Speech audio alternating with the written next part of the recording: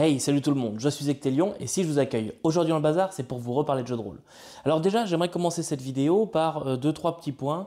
Pour ceux qui sont en vidéo, pour une fois vous me voyez, ce n'est pas une vidéo juste en voix off. Non, cette fois vous me voyez directement face caméra. J'essaye de me remettre un peu à la face caméra, j'essaye de faire un peu comme je peux avec les conditions qui sont les miennes et avec le micro potable cravate qui est le mien. C'est pas le meilleur micro, mais vous me direz au niveau du son si ça vous convient. C'est pas le micro que j'utilise habituellement pour les vidéos de ce genre-là. Donc, vous me direz, pour ceux qui sont en vidéo et aussi ceux qui sont à l'audio, si jamais ça vous arrache pas trop les oreilles, j'essaye de faire ce que je peux pour éviter la résonance, etc. Mais bon, vous êtes certains à m'avoir demandé de refaire du face cam, que ça vous plaisait mieux comme ça et que c'était un peu dérangeant parfois juste l'audio. Donc, j'essaye de m'adapter à vos demandes. Donc, on a un décor qui est sobre puisqu'on est dans mon salon littéralement. Mais on va essayer quand même de faire deux, trois ajustements. Pour ceux qui sont en vidéo, ça va pas changer. Donc comme d'habitude, je vais faire des inserts, des choses comme ça pour que vous ayez les éléments dont je parle. Ceux qui sont à l'audio, ça ne vous changera pas de ce que vous avez habituellement. C'est-à-dire que je vais quand même tout décrire ce dont je parle et il n'y aura pas d'éléments où il va falloir regarder une vidéo pour comprendre de quoi je parle. Donc normalement, ceux qui sont à l'audio, vous ne serez pas perdus non plus. Voilà. Comme je vous ai dit, ceux qui sont en vidéo, dites-moi sur YouTube dans les commentaires si ça vous convient au niveau de la qualité de la vidéo, au niveau de la qualité audio, de tout le reste. Voilà, si jamais ça va mieux comme ça. Je vais faire une vidéo annonce dans quelques temps, j'expliquerai deux, trois petites choses que j'essaie de changer pour la chaîne, mais en attendant, on est parti comme ça. Mais de quoi est-ce qu'on va parler aujourd'hui? Eh bien, aujourd'hui, nous allons parler de Predation, un supplément pour le Cypher System écrit par Shanna Germain.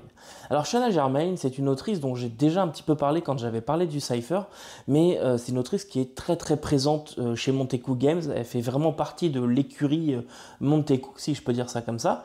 Elle écrit beaucoup, soit pour les settings de chez Montecu Games, comme Numenera par exemple, ou d'autres, ou alors elle écrit pour ses propres settings, comme Predation ou bien We Are All Mad Here qui sont aussi, qui est aussi une de ses créations. Dans Predation, on va en parler aujourd'hui. We Are All Mad Here, on en reparlera dans quelques temps, je pense. Ça va dépendre aussi de vous, mais ça, je vous en reparle à la fin de la vidéo slash fichier audio. C'est un univers de contes de fées. Voilà, on va jouer dans des univers de contes de fées. Référence directe à Alice au Pays des Merveilles, We Are All Mad Here, dit par le chat du Cheshire. Ce terrifiant chat du Cheshire. Bref, donc, c'est une autrice qui travaille beaucoup chez Montecu et qui parfois travaille aussi ailleurs, mais c'est un peu étrange. J'ai l'impression que parfois, chez Montecu, qui prête des auteurs comme Shanna Germain, qui a œuvré récemment dans Tidal Blades. Je ne sais pas si c'est quelque chose qui vous intéresse, le jeu de plateau, mais il y a un jeu de plateau qui s'appelle Tidal Blades, qui a une première édition, je crois, il y a une deuxième qui a été financée, et avec la deuxième, il y avait le jeu de rôle Tidal Blades, et c'est écrit par Shanna Germain, mais c'est pas édité chez Montecu. Vous voyez ce que je veux dire? Elle est comme prêtée. Il y a aussi eu All Gold of Appalachia, qui est sorti récemment, et elle a aussi œuvré dedans. Donc voilà, elle œuvre quand même sur plusieurs gammes, et c'est une dame dont j'aime beaucoup le style. J'aime beaucoup ce qu'elle écrit parce qu'elle est capable de donner beaucoup d'informations en peu de pages, c'est très concis. Ça fait un petit peu penser à ce qui sort chez Free League. C'est une des qualités qu'on met en avant souvent chez Free League en disant qu'il y a peu de pages et beaucoup de choses à jouer, beaucoup d'informations, beaucoup de matériel. Et je trouve que Shanna Germain, c'est une autrice qui répond bien dans ce cadre-là. Voilà, et donc j'aime beaucoup le style d'écriture aussi. Malheureusement, en français, je ne crois pas qu'il y ait des écrits d'elle qui soient parus. Là, évidemment, ce que je vais vous parler aujourd'hui, c'est de la VO. Je ne pense pas, parce qu'elle écrit vraiment beaucoup en Cypher System, donc je pense pas qu'en français, il y ait eu beaucoup de choses. Voire rien du tout, peut-être des choses sur Numenera, mais je ne vais pas m'engager là-dedans. Donc, revenons un peu à nos moutons. Donc, Predation, c'est son bébé, littéralement. Je pense que c'est l'univers sur lequel elle a le plus écrit, qu'elle a le plus développé de son côté. C'est sorti chez Montecu Games, bien sûr, compatible évidemment Cypher System. J'en profite, si jamais vous n'avez pas vu les vidéos sur le Cypher System, je vous invite à aller les voir, puisque aujourd'hui je ne vais pas expliquer tout le système, je vais juste parler des particularités de cet univers qui ont été adaptés pour le Cypher. Mais on va pas refaire toute la base. Donc pour ça, je vous invite à aller revoir les vidéos Cypher ou à les voir pour les découvrir pour une première fois. Voilà, donc Predation, de quoi ça parle? Qu'est-ce que c'est? Eh bien, pour ceux qui sont en vidéo, vous pouvez le voir sur la couverture, on a des dinosaures, on a des gens qui tirent sur des dinosaures avec des armes qui ont l'air sorties du futur, et on a quelqu'un qui monte le dinosaure avec, et qui tire un espèce de rayon laser. Enfin, un rayon d'énergie, on va dire. C'est assez étrange, vu comme ça, la couverture, mais moi, ça m'a directement allumé, directement, je voulais savoir de quoi ça parlait. Euh, alors, je vais en rassurer certains, ce n'est pas non plus Grand Guignol à la Cadillac et Dinosaure, pour ceux qui ont la référence. C'est quand même un jeu qui est assez sérieux, et je vais tout vous expliquer. Donc, de quoi ça parle? Qu'est-ce que c'est que ce bordel avec des dinosaures? Eh bien, dans notre futur à nous, 200, 300 ans, 400 ans, peu importe, il y a une entreprise, la SATI, qui a créé une technologie pour voyager dans le temps. Super! Oui, mais ils ont voyagé dans le temps jusqu'au Crétacé. On ne sait plus exactement trop ce qu'ils y ont fait. Ce qu'ils cherchaient, pourquoi est-ce qu'ils sont là? On ne sait pas trop. Mais la SATI, pendant des années, en fait 10 ans, ont fait des choses là-bas au Crétacé. Ils ont envoyé des gens, des scientifiques, des militaires, voilà, des gens pour monter des bases, etc., faire des choses dont on ne sait plus trop c'était quoi l'objectif final. Et puis un jour, voilà, tout s'est fermé. Tout s'est fermé, fermeture de la faille spatio-temporelle, et on ne peut plus rentrer. Donc les gens qui étaient là-bas, qui avaient été envoyés par la SATI, ben, ils peuvent plus rentrer chez eux sur Terre, c'est toujours pareil, c'est toujours sur Terre, mais dans nos années, dans leurs années à eux. Et donc ils se retrouvent au Crétacé, sans moyen de rentrer, à devoir survivre dans ces territoires hostiles avec juste la technologie qu'ils ont emmenée à la base. Et c'est là que tout commence. Ça, c'était il y a environ 50 ans. Et ils se retrouvent là à devoir bâtir une civilisation, voilà, à bâtir des choses, etc. Avec une menace quand même qui pèse sur eux, puisque si vous vous rappelez de vos cours d'histoire, le Crétacé, ça ne se finit pas très bien, hein, c'est un joyeux feu d'artifice, puisqu'il y a un météore qui tombe sur Terre et boum, on a une extinction d'énormément d'espèces sur la planète et une nouvelle ère glaciaire. Donc c'est pas forcément quelque chose de très agréable à se prendre sur le coin de la tête quand on ne sait pas quand est-ce que ça va arriver. Parce que oui, ça c'est un point de Predation, eh bien on ne sait pas quand est-ce que ça va arriver. Donc on ne sait pas s'il nous reste 2 ans à vivre, 300 ans, 3000 ans, on n'en sait rien. Tout ce qu'on sait, c'est que ça va arriver. Et encore, c'est même pas sûr. Parce qu'il y en a qui disent qu'en ayant créé une faille spatio-temporelle, on aurait créé un univers parallèle, et peut-être que finalement, il n'y aura jamais cet astéroïde qui tombera dans cet univers-là. Donc c'est un peu le bordel, on est un peu dans le flou. Et que si c'est pas sûr, c'est quand même peut-être. Et pour expliquer un peu plus concrètement, vous allez jouer des jeunes gens qui sont nés ici. Et où est-ce que c'est ici? Donc on est dans un monde qui s'appelle Grévac, qui est en fait la Terre au Crétacé. Donc je rappelle que la Terre à ce moment-là n'a pas la même forme, mais les continents n'ont pas la forme qu'ils ont aujourd'hui. Il y a encore une bonne partie des eaux une bonne partie des terres qui sont immergées. Et on va situer l'action au niveau de l'Amérique du Nord, ce qui deviendra l'Amérique du Nord. Il y a 2 îles, continents, qui sont en place à ce moment-là. On a l'Aramidia et Appalachia. Et vous allez plutôt jouer à la base dans l'Aramidia, je vais expliquer après pourquoi. Mais sur l'Aramidia, donc c'est là où il y a le plus de population. Et eh bien, vous êtes des jeunes gens qui sont nés ici et qui font leur vie dans ce monde-là, qui ne connaissent que celui-là. Ceux qui sont arrivés à la base avec la SATI, aujourd'hui, ce sont des ancêtres, ils sont super vieux, beaucoup sont morts, etc. Mais vous connaissez que ça, ce qu'ils racontent, c'est des histoires, etc. Mais bon, vous devez faire votre vie là-dedans. Et bien évidemment, tout ce qui reste de l'époque, c'est de la technologie qui est usée, qui est cassée, c'est un peu le bordel. Et puis, il y a des factions qui se sont créées. Donc on a différentes factions avec différents points de vue sur tout un tas de choses qui sont là. Et ça va être un peu à vous de choisir est-ce que vous voulez créer une nouvelle faction, vous rallier à une des factions en place, développer tout ça ou pas. Tout ça, on en reparlera tout après de ce que vous pouvez faire dans Predation. Et puis le dernier point important du setting, c'est bien évidemment les dinosaures. Enfin, ce sont bien évidemment les dinosaures, puisque les dinosaures sont extrêmement présents au Crétacé, et eh bien, les humains n'ont eu d'autre choix que de faire avec, et de soit les maintenir à l'écart, soit les dominer. Donc on a des dinosaures qui sont élevés pour la viande, pour servir dans les fermes, etc., d'attelage de trait, ce genre de choses. Et on a des dinosaures qui sont aussi élevés comme animaux de compagnie ou comme gardes, et même plus encore, parce qu'il y a quand même une chose qu'on a gardée du futur, c'est la bio-ingénierie. Donc certains dinosaures ont été modifiés génétiquement pour répondre à des besoins spécifiques. Mais les dinosaures servent à tout un tas de choses dans cet univers, et certains sont bien traités, certains sont utilisés comme des bêtes de somme et voire maltraités. Il y a plein de choses possibles, plein de choses qui vous sont fournies, et on reparlera après de en quoi ça peut vous impacter tout cela. Donc, comme vous le voyez, on a un setting qui est très libre. On a cette terre de l'Aramidia avec ses clans, ses villes qui se sont formées, ces dinosaures qui sont gérés, on va dire, qui ont été domestiqués pour certains, mais on est quand même dans un continent à peu près OK. Et puis de l'autre côté, on a Appalachia, et Appalachia, c'est un continent qui est encore pas mal sauvage. Pas mal sauvage parce que la Satie allait faire des expériences là-bas, allait faire des choses, on ne sait pas exactement quoi, on ne sait pas exactement ce qu'ils y ont trouvé ou quoi que ce soit, mais on sait que la Satie a eu des affaires là-dedans. On trouve encore des traces de tout cela, mais c'est encore un continent qui est quand même très dangereux, très sauvage, encore un peu inexploré, et donc on peut aussi aller faire toute une partie exploration sur Appalachia, mais c'est la partie la moins développée, on va dire, c'est encore la partie la plus sauvage et où tout est à faire.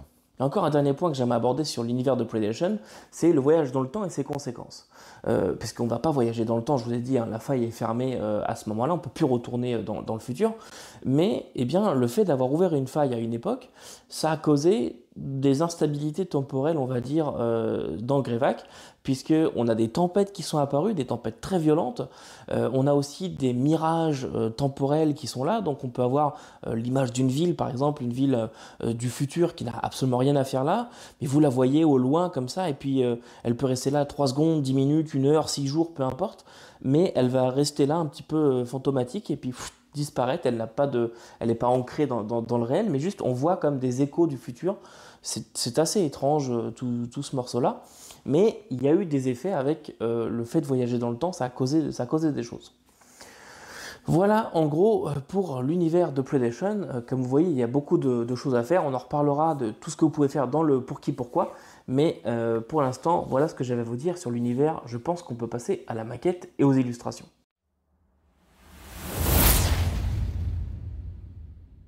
Niveau maquette et illustration, alors là, pour le coup, Predation, c'est dans la ligne droite de ce que peut faire du Cypher System, d'une maquette de chez Monteco plutôt. C'est-à-dire qu'on a une maquette qui est très claire, c'est très bien organisé, il y a un système de code couleur pour vous repérer dans le livre. On retrouve bien évidemment tout ce qui est lien dans la marge pour pouvoir vous repérer et cliquer, quand vous avez le PDF, cliquer pour aller directement sur les bonnes pages. Voilà, on se retrouve comme ça dans un bouquin qui est extrêmement bien fait, extrêmement bien construit, avec encore une fois tous les repères, tout le glossaire, le lexique, tout est là pour vous aider. Honnêtement, je ne connais pas de meilleure maquette, en étant parfaitement honnête, je ne connais pas de meilleure maquette qu'une maquette de chez Monteco Games. C'est toujours extrêmement bien fait. En termes d'illustration, on a différents styles qui se côtoient mais qui sont jamais choquants l'un par rapport à l'autre, il n'y a rien qui détonne, c'est extrêmement beau, enfin en tout cas moi je trouve ça extrêmement beau. Techniquement j'ai voulu acquérir le bouquin sur une illustration de bateau avec des dinosaures aquatiques qui sont sous l'eau, qui ont l'air de guetter un petit peu ce bateau.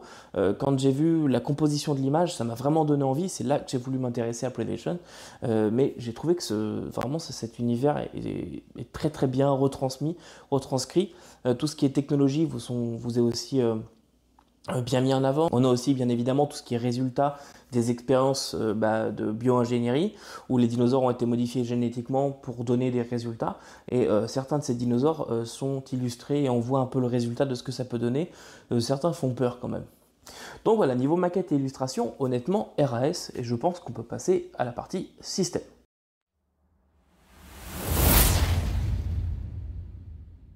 Côté système, bien sûr, on est sur du Cypher, je vous l'ai déjà dit plein de fois dans cette vidéo. Sachez toutefois qu'il vous faudra faire l'acquisition de l'ouvrage, du livre de base du Cypher System pour profiter de Predation, puisque les règles ne sont pas incluses à l'intérieur du livre. C'est le cas à peu près de tous les suppléments Cypher System.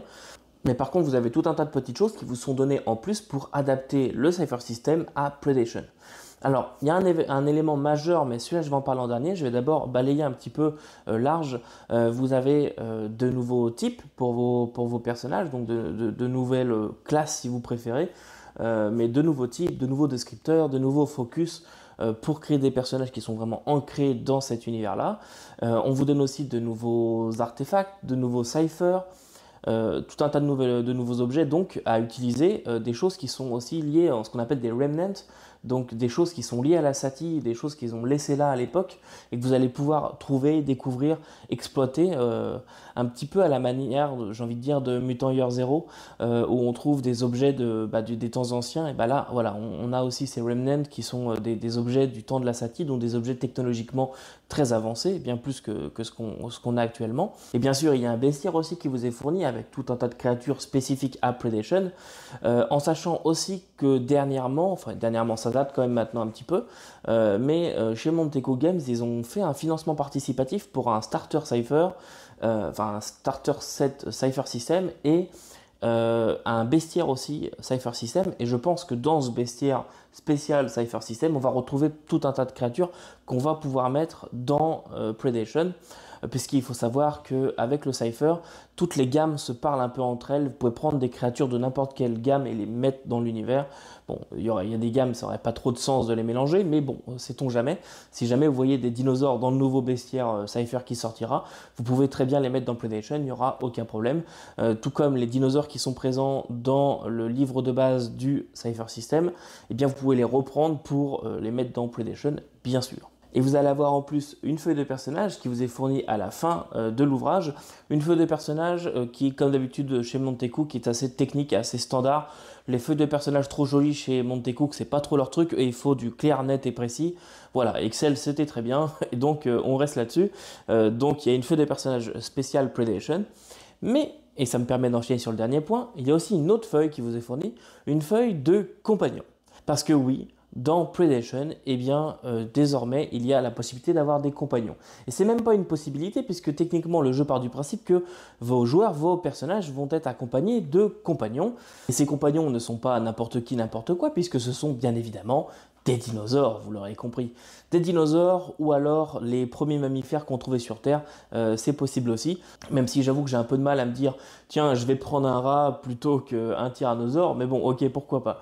Donc il y a pas mal de compagnons qui vous ont fourni et le jeu va partir du principe, donc vos personnages vont être accompagnés dans leurs aventures de ces compagnons-là. Et surtout, le point principal, c'est que ces compagnons sont destinés à être joués par quelqu'un d'autre à la table. Okay, pour ceux qui connaissent Bloodlust, vous savez déjà à peu près de quoi je parle, mais pour faire très simple, en gros, vous allez jouer à table à la fois votre personnage et le compagnon d'un autre personnage. Et moi, je trouve que c'est une idée absolument formidable. C'est d'ailleurs ce qui m'avait vraiment plu dans Bloodlust. Mais je trouve que cette idée est sous-exploitée. On ne voit pas ça assez souvent. Je trouve que ça permet aussi quelque part de casser un peu la routine.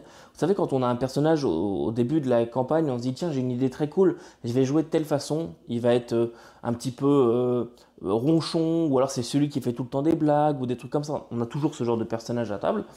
Eh bien, là, ça permet de varier complètement la personnalité. Et donc, on peut jouer à quelqu'un de ronchon qui fait un peu tout le temps la gueule, et puis un compagnon qui est tout le temps très enjoué, très énergique, etc. Alors, bien évidemment, ces compagnons ne parlent pas, d'accord ?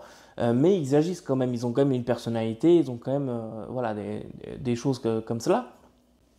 Il y a les règles qui vous sont données aussi pour les faire agir, en sachant qu'un compagnon, en fonction de votre avancée dans l'expérience avec lui, il va plus ou moins bien vous obéir.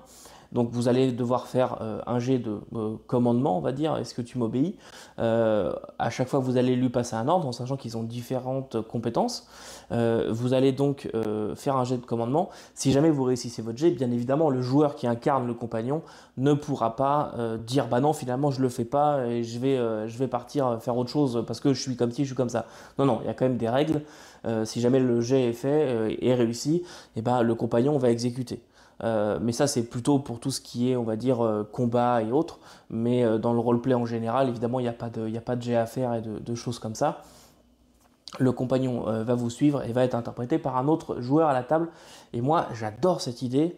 Quand j'ai lu ça, j'ai trouvé que c'était formidable, et en plus eh ben, ça permet d'apporter ce système là dans tous les autres univers Cypher. Si jamais c'est quelque chose qui vous intéresse, vous pouvez juste reprendre le bout de règle et puis vous changez juste les compagnons par autre chose, hein, évidemment.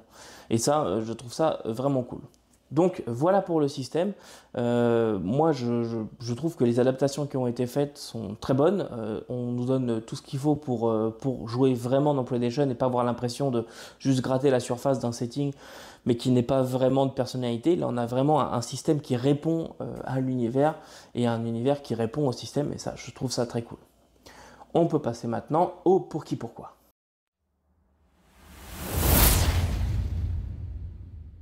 Le pour qui pourquoi, on va déjà commencer par le pourquoi, puisque le pour qui va répondre au pourquoi, vous allez vite comprendre de quoi je parle. Donc, pourquoi et qu'est-ce qu'on fait dans PlayStation? Et c'est là que vient tout le grandiose de ce truc-là, c'est que bah, vous faites beaucoup, enfin, disons qu'il y a énormément de choses à faire, de choses possibles. On va essayer de lister un petit peu. Alors déjà, on peut avoir tout ce qui est intrigue autour de la Sati. Donc, pourquoi est-ce que la faille s'est fermée? On ne sait pas, à vous de le découvrir. Allez explorer des affaires de la Sati pour essayer d'aller découvrir des réponses, trouver de la nouvelle technologie aussi, pourquoi pas, de redécouvrir de la technologie plutôt, de la technologie perdue, puisque, bon, chez Monteco, qu'ils aiment bien les donjons quand même, donc techniquement les laboratoires perdus souterrains de la Sati, c'est évidemment des donjons, hein, on va pas se mentir. Mais il y a quand même pas mal de choses à faire. Si ça c'est quelque chose qui vous intéresse, essayez de trouver les réponses à pourquoi est-ce qu'il y a des tempêtes temporelles, c'est quoi ces histoires de mirages, qu'est-ce que c'est que la technologie qui a été laissée derrière, etc. Essayons d'en retrouver le maximum. Donc ça peut être quelque chose qui vous intéresse, et c'est possible évidemment avec PlayStation. Tout comme on peut prendre la même chose mais d'une autre façon. Vous voulez bâtir un empire marchand, voilà. Vous voulez créer une compagnie de transport de dinosaures et vous enrichir en découvrant les secrets de la Sati, en redécouvrant plutôt de la technologie. Eh bien vous allez aller piller ces mêmes endroits perdus pour aller récupérer la technologie et vous enrichir. Donc on aurait le même genre d'aventure mais avec des enjeux différents cette fois.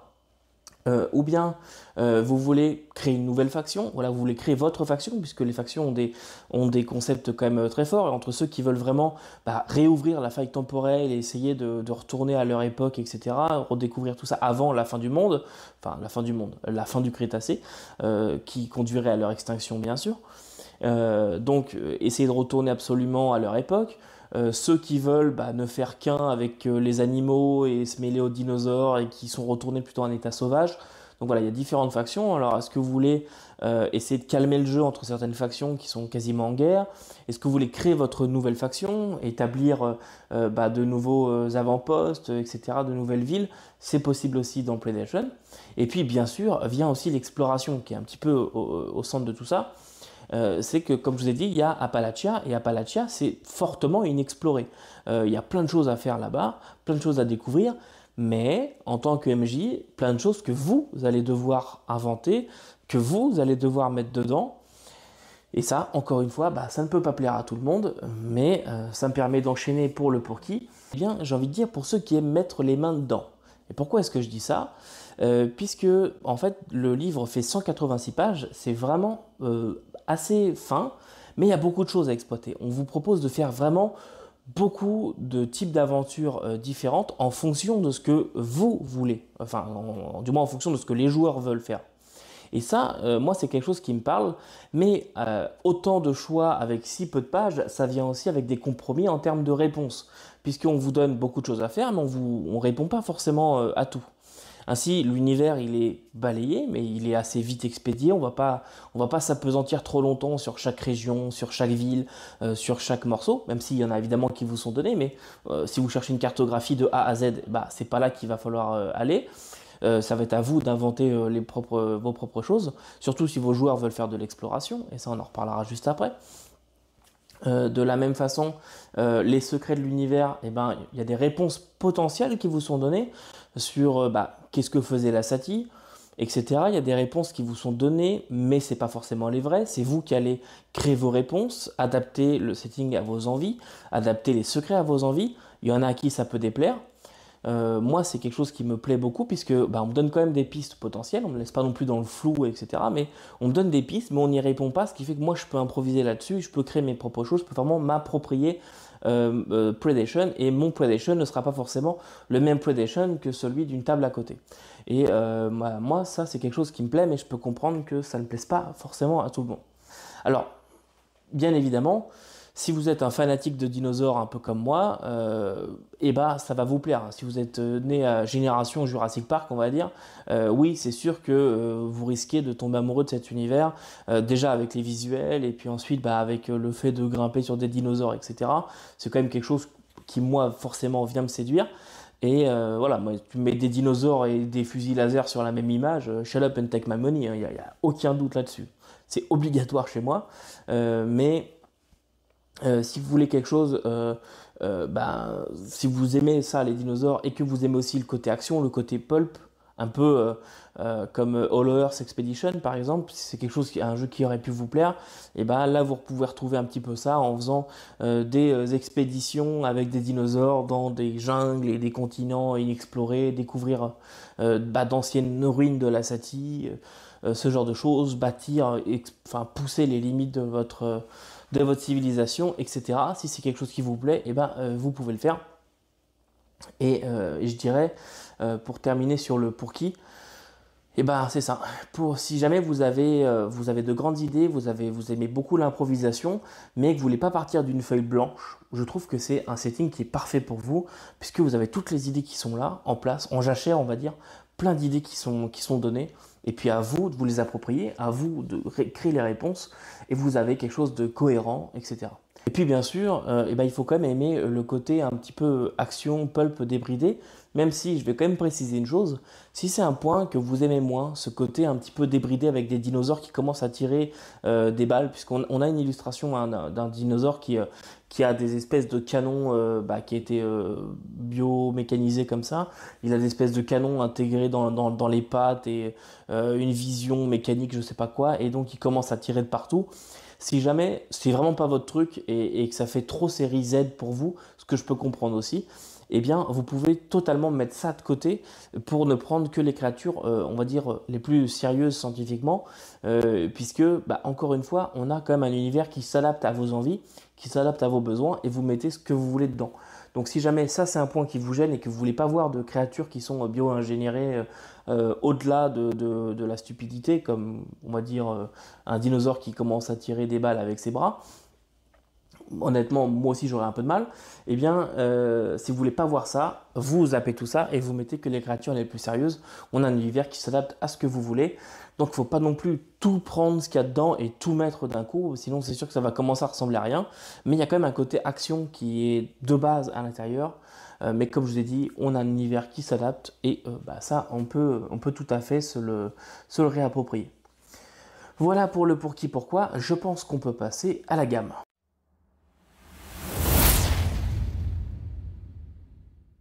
Alors au niveau de la gamme Predation, c'est assez simple puisque vous n'avez que le livre de base qui est sorti en dur, avec lequel vous allez devoir ajouter le Core Rulebook du Cypher System, mais à part ça, vous n'avez rien d'autre qui est sorti en dur.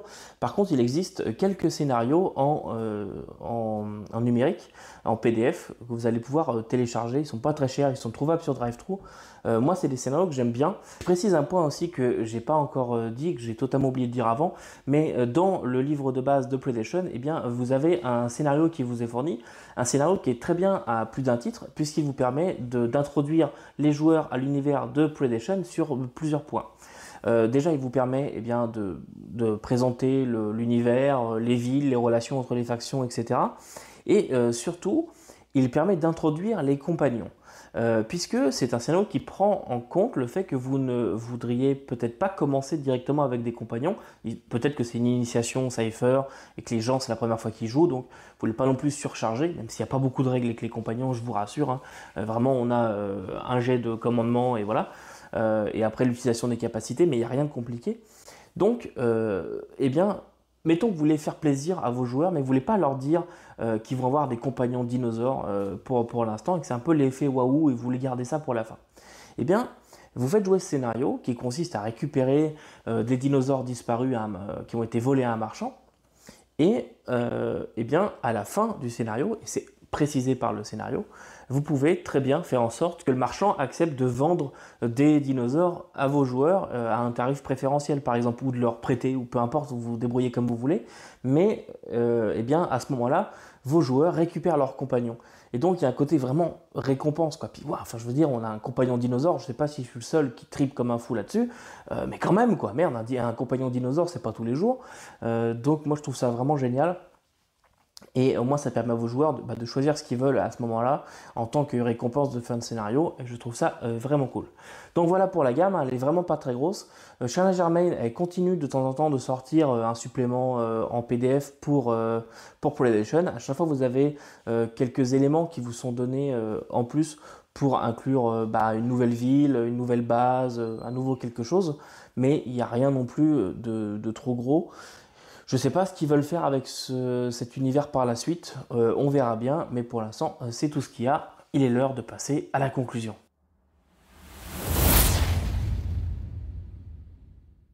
En conclusion, donc, PlayStation pour le Cypher System, qu'est-ce qu'on en pense? Eh bien, je trouve ça vraiment génial. Pendant longtemps, en fait, je voulais là lancer une campagne PlayStation. Pour l'instant, c'est pas fait. J'ai joué 3 fois dans cet univers, mais pour l'instant, j'ai pas encore pu lancer vraiment de partie sur la durée. C'est quelque chose qui va se faire, je vous l'avoue, parce que je trouve le concept vraiment très très cool. Mais pour l'instant, j'ai pas eu le temps de faire ça. C'était prévu pour 2024, mais finalement, il y a des choses qui tardent et des choses qui changent. Bref, c'est un peu le bordel au niveau de mes parties.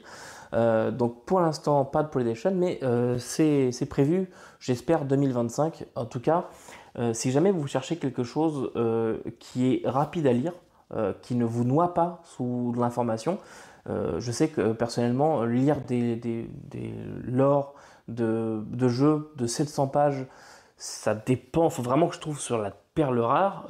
La dernière, c'était Argyropé, dont j'ai adoré la lecture, on en reparlera bien sûr d'Argyropé, mais vraiment des gros lore de jeux, ça a vite tendance à me saouler, parce que je me perds, il y a un moment c'est trop lourd, trop encyclopédique, et pourtant c'est quelqu'un qui aime beaucoup Ptolus qui vous dit ça. Ptolus m'a vraiment accroché, comme Argyropé, mais quand c'est trop lourd, voire même des fois, même si c'est 150 pages, et que j'accroche pas forcément avec l'écriture, je trouve ça un peu lourdingue.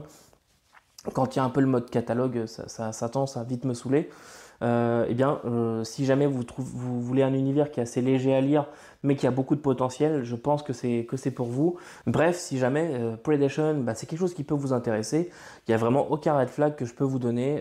Faut vraiment juste aimer, s'approprier un univers si jamais vous voulez faire jouer dedans pendant une certaine durée. Voilà donc ce que j'avais à vous dire sur PlayStation pour aujourd'hui. On pourra en reparler si jamais ça vous dit sur le Discord. Vous pouvez nous rejoindre, vous avez le lien en description. Il me reste plusieurs petites choses à vous dire. Tout d'abord, donc, comme j'ai dit, le Discord, vous pouvez nous rejoindre. Si vous voulez aussi liker la vidéo, moi ça m'aide. Si vous voulez commenter, c'est encore mieux parce que un, ça m'aide et deux, ça me permet de savoir ce que vous avez pensé de cette vidéo. Est-ce que PlayStation c'est quelque chose qui pourrait vous intéresser, etc. Si jamais vous connaissez, dites-moi. Si jamais vous avez de l'expérience dans cet univers, dites-le moi aussi. N'oubliez pas aussi, si jamais vous pouvez me faire vos retours sur tout ce qui est qualité de son, de la vidéo, etc. Histoire que je sache un petit peu ce que je dois adapter. Je sais que ce micro-là, c'est un petit micro-cravate, il est un peu moins bon que mon micro que j'utilise d'habitude, mais l'autre est un peu trop chiant à sortir pour chaque vidéo, puis il faut que j'ai vraiment la gueule dedans pour qu'on m'entende correctement. Donc c'est vite chiant, le micro-cravate c'est quand même pratique. Donc voilà pour tout ce qui est commentaires. Évidemment, vous abonnez à la chaîne hein, si jamais c'est pas quelque chose de fait. Vous êtes nouveau dans les parages, et ben, bienvenue, abonnez-vous à la chaîne. Vous avez tout un tas de vidéos à rattraper avant celle-ci. Certaines en cam, certaines pas en cam. Voilà, ça fait quand même un bon moment que j'étais passé juste en audio. Et je confirme que c'est beaucoup plus pratique en termes de montage, puisque cette vidéo que vous voyez là, bah, c'est la 3e fois que je l'enregistre. À chaque fois, j'étais pas satisfait ou j'avais dit une bêtise ou quelque chose comme ça. Donc, je voulais refaire une vidéo propre. Donc, c'est la 3e fois que je l'enregistre en face cam. Et puis, eh bien, j'ai autre chose à vous dire aussi. Pour la prochaine fois, eh ben, vous allez choisir de quoi on va parler. Alors, je vous explique, il y a quand même 2-3 règles, parce que j'ai pas tous les jeux de rôle du monde. Donc 2-3 règles. Soit vous choisissez du Traveler, peu importe ce que vous voulez en Traveler.